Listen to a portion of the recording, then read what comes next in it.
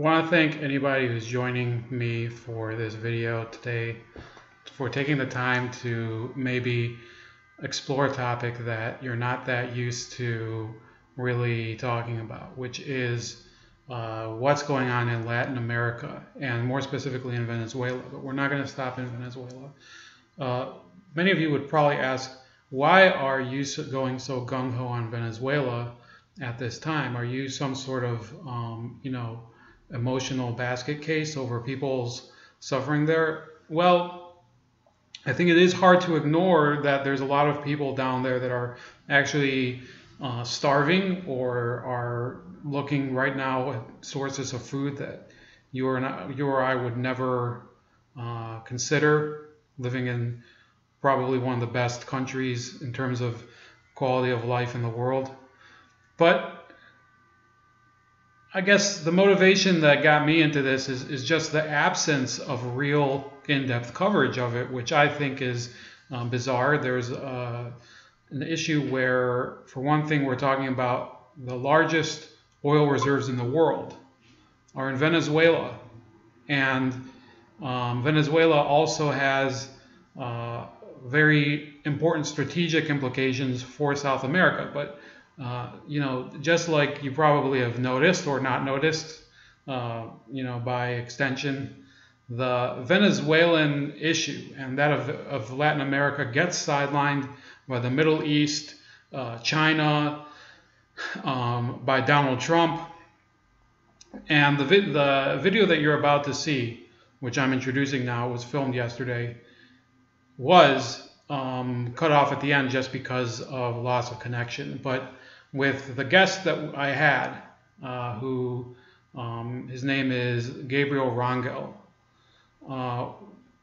we covered a fair amount of ground, and we are going to have another session.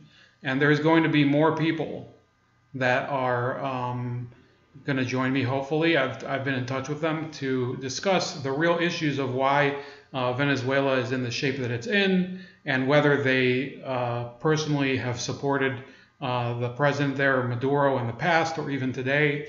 I'm not going to go into this assuming that everybody is opposed to him. Obviously, even in the most extreme of situations, there's different perspectives. So I'm going to let you watch this part of the interview. There's going to be another part coming out this weekend once we conduct it.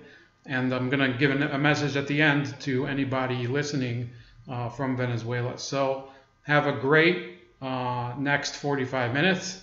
And hopefully you come out of this with a little more thirst for this issue, which is, in my opinion, completely underexposed. And I think we all know the motivation for it.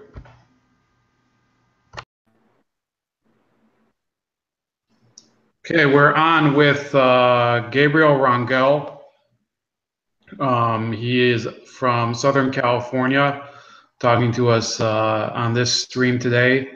And this is the first part of a series. And before I introduce what this series is about, Gabriel, could you please tell us about yourself? What do you do, and how you got to Southern California? Okay, thank you for having me today. I appreciate you reaching out, and especially with the current situation that we're living down in Venezuela. I appreciate you trying to bring the awareness and trying to inform people about what's going on, because the media definitely has been very silent about it. And this is the only way you find this information is really going through connections through social media and direct, people either filming live and other different ways, through videos, but the media has been quiet. So I'll tell you a little bit about my background. I came to the United States in 1999 as an exchange student. At that time it was kind of like a normal, it was fairly normal for people to go out there. And then Venezuela has 11 years for high school, and then to come and to do the 12-year and as an exchange student. And then usually somebody from US, we used to go to Venezuela as an exchange student. So that was something typical, like common that could happen. So when I came over here, I did my senior year in high school. and my went to Las Vegas, Nevada, and that was Chavez's first year into the government. He just barely got elected. He got into power early '99, so it wasn't even fully a year to when he started, being the presidency. So then, obviously, at that time, nothing was bad in Venezuela. Like he just got elected, things were great, and schools were, they weren't great as like, obviously things were been going downhill for years, but Chavez was like the accelerator. It's where things just start going downhill pretty fast. And I came as an exchange student, and I was going to go back and finish school. Just go back to Venezuela, and I had my admission to a university there, and the Simon Bolivar. It was at the time. So, but I had the opportunity to go to community college here in the U.S. and in Oxnard, and then I moved to Oxnard. Had the opportunity to some people that they were friends of mine. They want to help me out to stay, and then to see if I want to stay and play basketball, and and just kind of do something different. And but nothing was really, it wasn't anything because of Venezuela, and things were good. I still have my family, friends, and as I moved from Oxnard, then I ended up going, then I finished there. I transferred to San Diego, and I finished school at UCSD, and then that's it. That's how I ended up in California, in San Diego. So I went to school, graduated. It's an electrical engineering, and then now I'm in San Diego and just graduated in 2008. So that was during the time that the economy here was hitting hard. But anyways, I think I'm just jumping too far and kind of like going too deep. That's I'd fine. rather That's fine. I got the sense. I actually, Oxnard is where my favorite. Let me move out of the way if you can see this. My favorite football team. I know they do training camp there, and my best friend moved to San Diego. My best friend from college, at least, moved to San Diego a couple years ago. So, I definitely understand why somebody wouldn't want to leave California. Well, maybe the weather, the environment there. But let's talk about Venezuela. I remember not too long ago, maybe 8 years ago, everybody thought about Venezuela for two reasons. There was baseball and beauty queens. And tell us exactly why it is that Hugo Chavez came to power, and how exactly it progressed for him to change the country to what it is today. Okay, absolutely. Uh, so, and one more thing to throw out there of what Venezuela is oil too. Oil is a big one. Absolutely. Major Yeah. thing that people had recognized Venezuela for.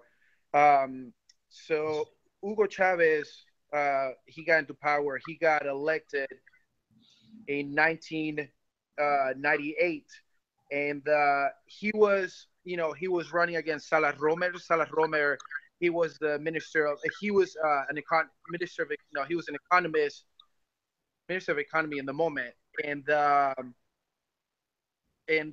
he was running. He ran against Hugo Chavez, and that's what I remember is Hugo Chavez was with the movement MVR, MVR, MVR 2000, I think it was, MVR 2000. Yeah, I think that's what it was. So, anyways, he ran against Salas Romer, run against him, against Chavez. And Chavez, at that moment, he was representing what is a change. He was definitely representing a change. I mean, this is a guy that was in jail from back in the early 90s when he tried to throw a coup against Carlos. And so this guy, he ended up in jail. He was in jail, and then Caldera was in him, so he got him out of jail at the end of his term. And then so this guy was coming already with like just talking about, just that he was gonna do a change for the people. So he came up with like a very populist way to approach to talk to people. So at that point, nobody knew what was happening. Like nobody knew that any of this, he didn't know any relationships with Cuba or anything like that. And so then my father even voted for Chavez that year. His first year, he voted for Chavez, and just like a lot of other people that I know, they voted for Chavez. So then Chavez won. I think he won, it was like 60 something percent, or it was a pretty high number. It was really, really high. He was coming with a lot of support, and then he was not coming with there's no socialism or anything. He was not talking about any relationships with Cuba or anything that, it's just showing that he was going to be, like he was going to do something, help the people or whatever, all these different things that he was talking his platform. But, with the next couple years, you can clearly see that there's, that there's a lot of things started changing. One, he was definitely pushing more in a socialist agenda on he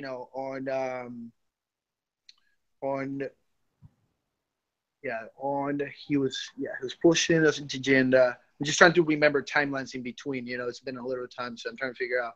Okay, now 2002 was the coup, the stage coup. That's what it was. 2002. There was a stage coup in Venezuela where the entire country, the PDVSA stopped. PDVSA is the oil monopoly in Venezuela, right? Yeah, but at that time PDVSA was not a monopoly. Like there were different companies. There were different oil companies within Venezuela. And what happened is after there's a strike by PDVSA, I think it lasted like 60 something days, where there was like a gas shortage. The whole thing was pretty crazy. And no cars were going around. Like, the entire country there was no gas. It was really like, and if you find gas, like hours to try to get gas, like people were in line for hours. And then I believe that this is when they staged the coup. So there was a coup where Chavez got himself that, like he was supposedly like he was going to be, he was detained, and he negotiated where they negotiated. He was like, and after like Carmona came and released him, and then after they released him, it turned out like it was a total stage. So that was kind of like something similar to what happened in Turkey, where. Yeah, I was about to say last year that happened in Turkey. Yeah, and so then from there, all these different generals and within the military, they came forward, and and then Chavez ended up detaining them and started a witch hunt against all these militaries. So a lot of them that were that they were speaking against them, they were meeting up like in different places, like in Altamira, in Place of French Plaza Francia. So they're and then some of these militaries will show up there, and then they'll try to they start trying to repress them, and they'll come in. They were repressing, but it wasn't something like what we have right now. Like there were definitely, they were saying different units, and I believe that Policía Metropolitana. So there's like different. There's a Metropolitan Police. It doesn't exist anymore now. It changed, and right, local police. Yeah, there were different like PTJ, Policía Tribunal Judicial, PTJ. So those were like now where there is actually the CICPC, which is that intelligence. It's like the intelligence police in Venezuela. So so this is I think we're getting to a point, and I'll follow up. So you were saying basically to rehash the whole process. Hugo Chavez, he's a former military officer. He staged a coup. prior to being a president. He tried to overthrow the government. What was it, in 1994? Or When Chavez did that, it might have been 92. yeah, 92. Okay, and then he was in prison for a few years. Was released, then becomes elected. Then he's elected president, and like you said, he went and tried to behave responsibly for a few years. I guess maybe superficially, and then, like you said, there was the. I do remember this being in the news a little. The PDVSA issue and the strikes and the military demonstrations or the military wives. I think that there was also an instance when they were marching in the streets. Um, and during this whole time, I just saw an article that there are now 1 million people in the the rest of South America that have fled from Venezuela. Now, this was in, I think, the Business Times or Business Insider. How many people do you think left Venezuela since President Chavez was elected? Well, in these past elections, the El Plebiscito, they were approximately 680,000 votes. I think that's what the tally was for the international community. So so it's kind of, if you figure out these are the adults 18 and over, plus there's a lot of Venezuelans that don't have any IDs neither. So I'll say maybe million and a half, maybe. Okay, so we're talking. Yeah. I think like we're talking about an issue that this is one of the reasons that I think Venezuela. It's interesting that it's it gets a little attention because of the economic ramifications, but ignored is that while we have refugee crises all over the world, obviously from Sudan and recently from Syria and Iraq and North Africa, and they're the subject of huge political controversy. And in the United States, we have the issue of south of the border. It was a game, but once or on the more prosperous side of Latin America, and now people fleeing into Colombia, which used to be a war zone. Is no war in Venezuela. So can you, any viewers, why is it that a country that has not had an active war that we know of, defined as a war, why are there so many people fleeing and basically abandoning their lives there? There could be a number of motivations, but maybe speak from your own experience or from the experience of most of the people that you know. Okay, so that goes deep into what are the reasons that Venezuela is where it is, and why there's so much chaos, and so just imagine that. I'm gonna give you a combination, okay? Imagine Somalia and mixed with Ethiopia, with El Salvador, with the amount of deaths in Iraq, and put it all from different reasons combined, and it'll give you an idea of how bad the tragedy is in Venezuela right now. So we have multiple crises. Okay, there's obviously a major social crisis going on, but there's the crisis also that the government turned with the private sector, and by destroying the private sector, basically they made everybody depending to the government in order to control the people.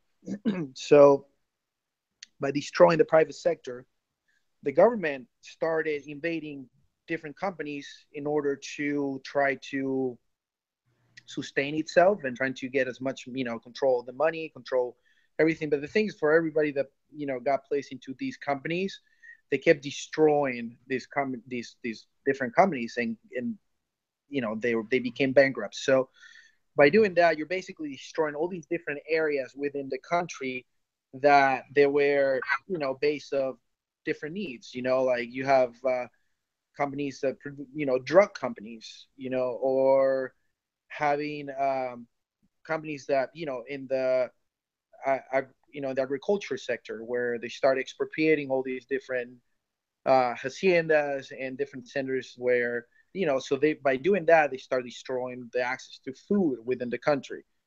While they're doing all this, there's the issue where there's also everything has to be imported into Venezuela because we're not producing anything anymore. So by not producing anything in Venezuela, then you're depending to the importations, and by the government destroying the private sector and monopolizing PDVSA, which, over 95% of the income into Venezuela, the revenues were coming from oil revenues. They're coming in dollars. So the government made it impossible for people to buy dollars from somewhere else because they want people to buy directly from the government, to the point that having dollars became illegal. So by doing that, what they did is they try to control every sector within the country, and basically they destroy the country.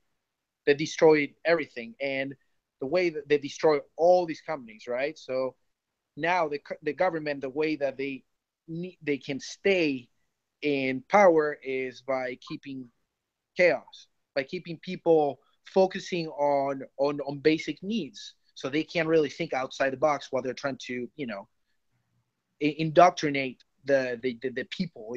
So one is Venezuela became very, very violent, to the point that Caracas is considered the murder capital of the world. So this is a country that that it has 25,000 plus deaths per year, and violent deaths per year, where in 2013, I'll give you facts from 2013. It's at over 25,000 people died in Iraq, and about 25 million plus died in Venezuela. Venezuela and Iraq, they have very similar populations, in between 30 and 32 million inhabitants. Then Iraq is considered a country in war. It's considered a country in a major war. In Venezuela, there's no declared war.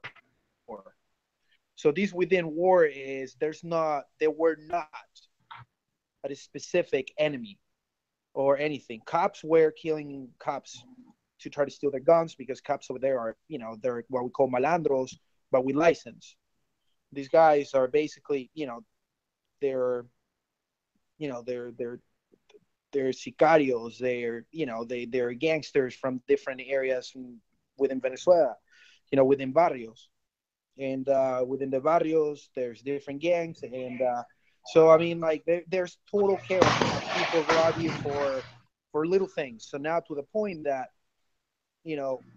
things start getting Venezuela in the accelerating matters, it's starting getting worse. Getting worse, I mean, violence was getting worse. And there's also the fact that the private sector is starting to collapse. And when this whole thing I just mentioned you about, Venezuela, about the government destroying the private sector and completely destroying the access to anybody about having foreign currency, then the government, by doing that, it created what is called a black market for the dollar. So in order for people to travel, they had to depend into the government. They had to, the government made it very, like, in a controlling matter, as like, you have to have your flight ticket, you have to say where you're going, and they only have a certain limit of how many dollars they can give you for you to go out. Also, as was mentioned during this time with the oil revenues, so I mean, I'm going to be jumping around to just kind of give you a little background. The oil revenues. Let me jump in on the oil revenues, and I'll let you. I'll set it up for a second. It used to be, and this is something I want to remind the viewers if they don't know. Venezuela was giving a lot of aid to other countries not long ago, probably, I want to say, during our financial crisis in the US. They were distributing a lot of aid to other countries that were like minded in Latin America. They would be, for example, Ecuador, Bolivia. I believe Cuba would be the most obvious, Nicaragua. And that was because at a certain point under Chavez, they did have a very thriving economy. However, like You missed one country, by the way. I'm sorry. I was going to say Argentina. Argentina, I think Peru also was in good relations with them too, right? No, no, Peru was not. No, no, no. Peru was not. It was Bolivia, Ecuador, Nicaragua, and obviously Cuba, um, and El Salvador until a certain point. And they had a block of nations. What were they called? Like AMLA or something, or El Alba. Yeah, Alba. I'm sorry. yeah. And that's the Alianza. I forgot what it's called. Um, but it's this. It's like the Bolivarian Alliance of the Americas, I think in English. Yes. So for a while, this is just me, like, and we'll get back to because I'm leading into it, and I am giving leading questions if anybody's asking, but you know the thing is that at a certain point, President Chavez was considered probably the next leader, not just of um, Venezuela, but of all of Spanish-speaking Latin America, possibly even the anti-American, quote unquote, anti-imperialist axis, because he had that economic clout. So he forms ALBA, and at that time, all of these other nations were electing leaders that were similar to him. I remember Honduras, they elected Zelaya for a while, Manuel Zelaya. He was eventually overthrown. And it was, for a while, he was the hero of the media here in the United States. Why? Because President Bush had been anti Chavez. And as we all know, everything that President Bush did, eventually the media, yeah, anything that President Bush did, the media supported the opposite. Um, However, I also remember, like you were saying, that there were networks, even back then. Global Visión was very anti-Chavez, and he was basically harassing them all the time and trying to revoke their license. And I think eventually he took them over, because I checked a few weeks ago, and yeah, he took them over, and they're under, or they're under the government's control. So why is it, and this is getting back to what you were talking about with the oil and the black market. Why is it that Venezuela is no longer, the head of this group of anti, I don't know about anti-American, but let's call them, like they say, anti-imperialist Latin American free countries? Why is it not so much in vogue? And I'll let you take it from there. Okay, so yeah, I mean, there's a lot that happened there. Oh man, just brought me a lot of like memories, a lot of stuff. But so Hugo Chavez got, oil. When Hugo Chavez got into government, oil prices, I believe, were like $10, $12 a barrel, and the government by 2010, oil was like $110, $120 a barrel. I mean, like, Yep. we're talking about where the national budget was, was accelerating, increasing. And the reason why it's accelerating, increasing is because it created this entire movement of trying to, apply socialism in Venezuela. It's like Chavez was going to invest into like the new misiones, where these misiones were like to give people, give them like Mission Vivienda, Mission Robinson, like mission like food. Yeah, Robinson like, was the education, right? Oh yeah, and education and all these different things, because Hello? there's so much money. Can you hear me? Yeah, I was just sorry, I just broke in. The Mission Robinson was the education one, right? Yeah, yeah, Mission Robinson. Yep. And then Yeah.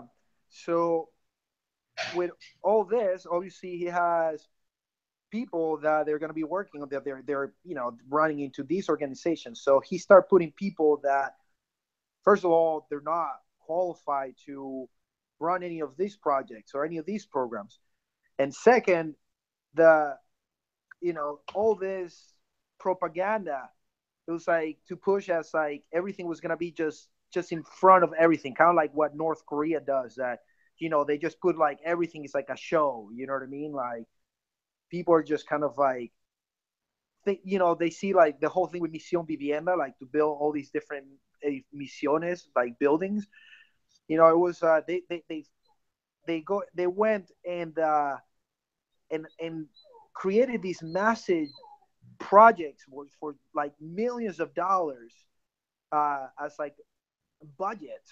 And what they did in this case, Chavez did, was he hired, instead of trying to, get Venezuelans to be the builders, what he did is he hired like a Belarusian construction company. You know what I mean? Didn't invest on its own people, but what they did is that these people they hire them for like really really cheap, while in the back, the people that they were supposed to be running these projects, they just start taking millions. We're talking about millions and billions of dollars. So something like only like 5% of these budgets of the budget that it was being used, it was really going towards something. The rest was just being stolen. We're talking about like billions of dollars. So you can see like all these roots of people just suddenly like having helicopters, yachts, and airplanes, and all this, and then and then suddenly you start seeing how the middle class in Venezuela start becoming like less and less and less, and then obviously to and then Chavez created at the same time these different groups of called the colectivos, where these colectivos were to basically like they were like feeding these people like, oh, you're with the revolution, then then take we give you. So Chavez started getting people accustomed to get things and not to work for things, to get things, and but they're not even getting, they're just getting like getting a bag of rice, you're getting food. So now these people are becoming like dependent. They're dependent to it, and and to give credit, okay, to give credit, because this is the thing, like to give credit, like I mean Chavez was he was he knew, I mean this guy Chavez is a genius. Like I know this guy is he knew how to connect with people, to the people. He knew like how to resonate with them.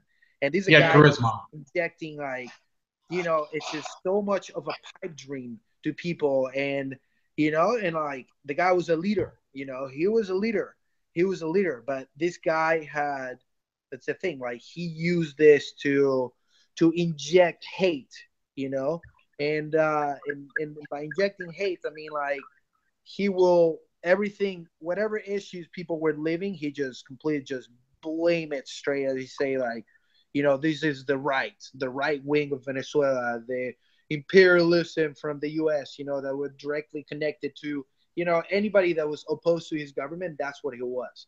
Okay, so we're getting somewhere. That's we've already gone through like we were both talking about. There's the era where Chavez was at the high mark. He was the leader of this contrarian part of Latin America where they were fighting against U.S. imperialism, as they would say. And that was when oil prices were high. But like you were saying, he made the economy more or less one-dimensional. And as people that know, the most basics of market economics, including, just world macroeconomics, when you have one commodity that's, very fluctuating on, you don't want to put all your eggs in one basket. And that's basically what Chavez and by extension, his vice president, Nicolas Maduro, that's what they did with the Venezuelan economy. So, and now, like you're saying, the blame game starts. So the world price of oil started to go down, and it's been going down partly as a result of OPEC and Saudi Arabia specifically, they've been devaluing the price. They've been selling oil because they can afford to. They don't have this massive domestic budget, or they manage it better, I guess you could say it, than Hugo Chavez did. And they could afford to lower the price of oil. So all these other oil powers started to lower their prices. And meanwhile, as I've understood it, and there's another creator named Styx Hexenhammer that he talks about it very interestingly. Apparently, Mr. Chavez and Maduro, they, nowadays people, the people who are, let's call them the devil's advocates, they want to say, oh, Maduro kind of screwed up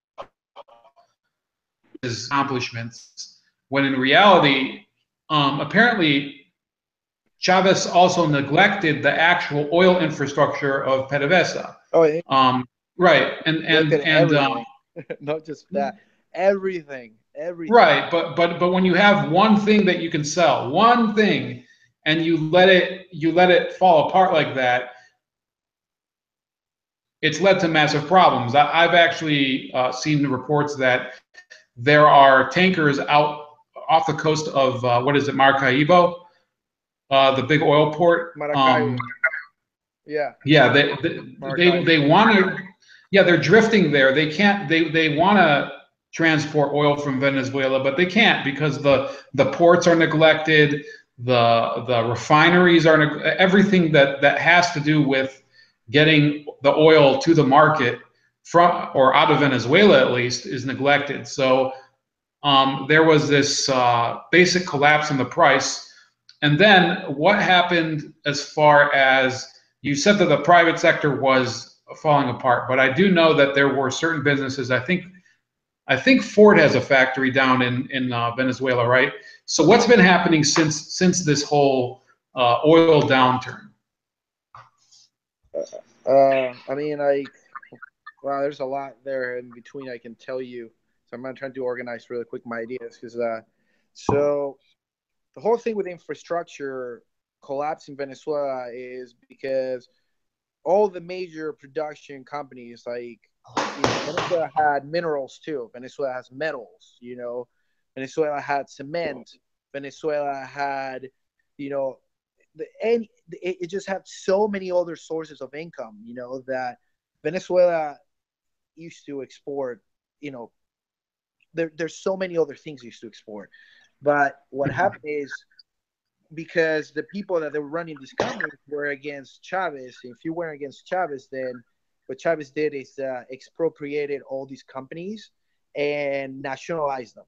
So that's what Right. happened to also PDVSA and all the different companies. There are all oil companies. There are Lagoven, Minerven, Pequiven, and then there was PDVSA, that it was as well.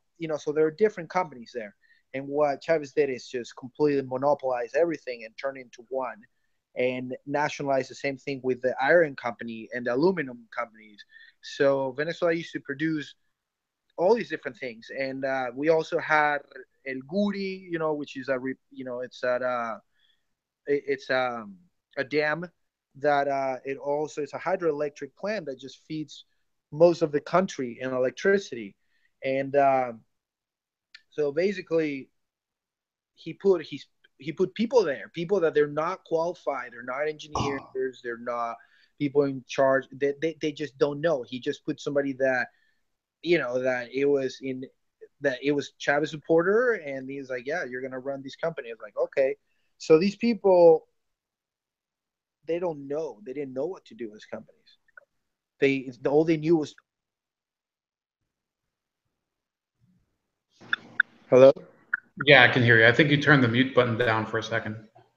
It was a call. I totally forgot to put in airplane mode, but I just turned off. Okay, so yeah, so all these companies, the people running these companies, they didn't have the experience, they didn't have the knowledge how to run these companies, do the maintenance, and now not just that, but then also the collapse of the private sector. Then a lot of the parts, a lot of different things were not being produced in the country. Then as everything started getting regulating into what was being imported into the country, a lot of the things were being found by, within the country. So that started creating issues to try to fix things, and things starting to even get slower down. And so nothing was done correctly. So Chavez tried to give all these different businesses also to the Chinese, Iranians, to the Russians. So anybody that was against the U.S., he tried to keep these businesses going and just trying to feed different, contracts to them, while he was hiring some people to run these different projects within the country. That nothing was being done. Everything was being done in bad quality, in cheap ways. Then, there's a whole issue too. I'm sure you hear about Khadivi and how Khadivi was is this whole way system that you were able to get dollars from the government if you're going to be traveling, so anybody had like certain level of amount of dollars they can reach, and businesses also had certain amount of dollars they could reach. So there's this whole thing turning it obviously into a mafia. The mafia was run the entire government, and they were running these different ways of to be able to access different things into a country where nothing was being done, nothing was being fixed. So let's talk about the people around Chavez and around Maduro. I know that we can't go on forever today, but we'll try to get some of these people out of the way and like a few of these questions that I had. Could you tell us about Diosdado Cabello?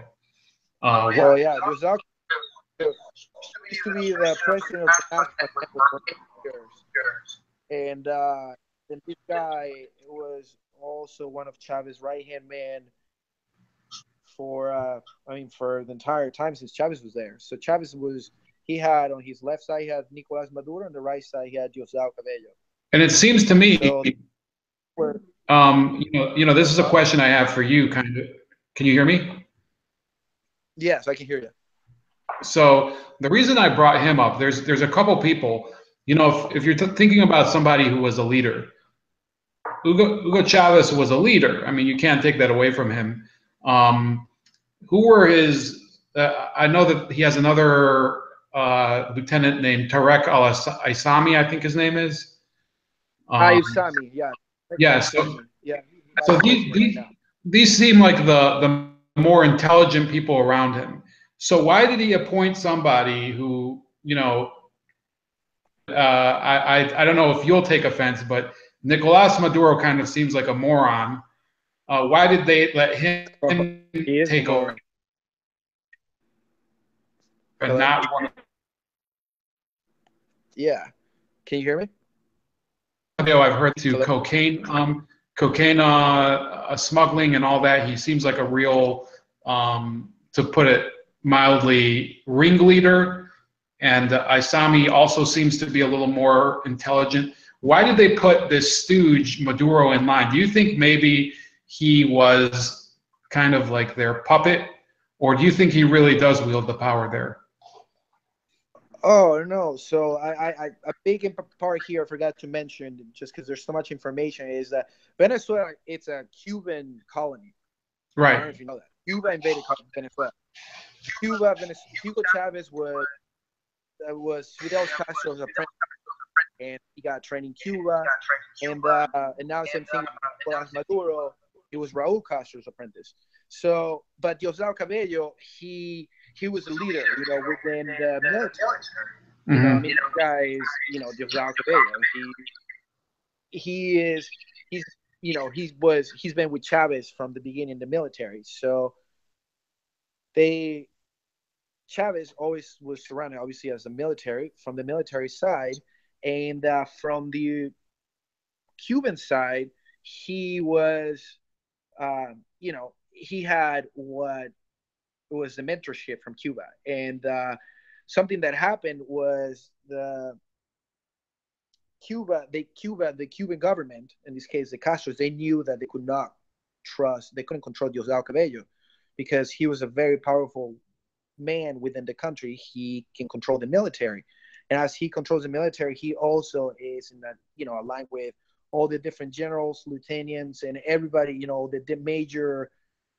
the top area, the top military within Venezuela, which as Venezuela turned into a military government, all these different generals and lieutenants and that, there were lieutenant colonels with Hugo Chavez.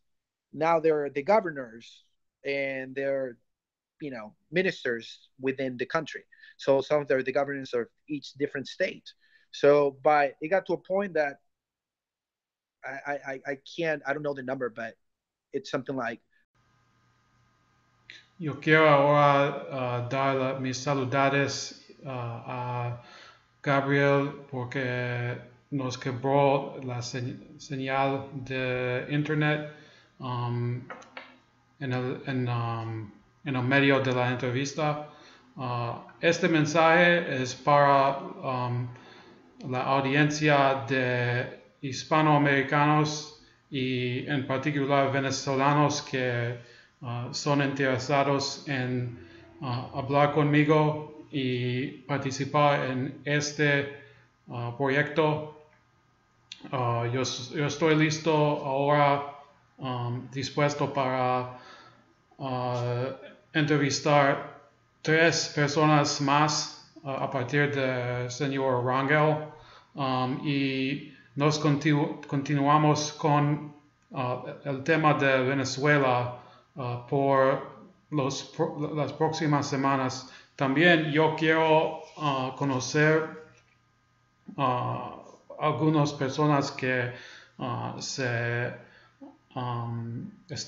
que son de Brasil y Honduras y Nicaragua y tales países que son en el bloque de ALBA. El bloque de ALBA es la alianza de países que fueron aliados con Chávez. Y si quieren poner en contacto conmigo, hagan por favor una comment abajo o vayan para mi página de información de YouTube. Es en el botón allí en la izquierda de la pantalla.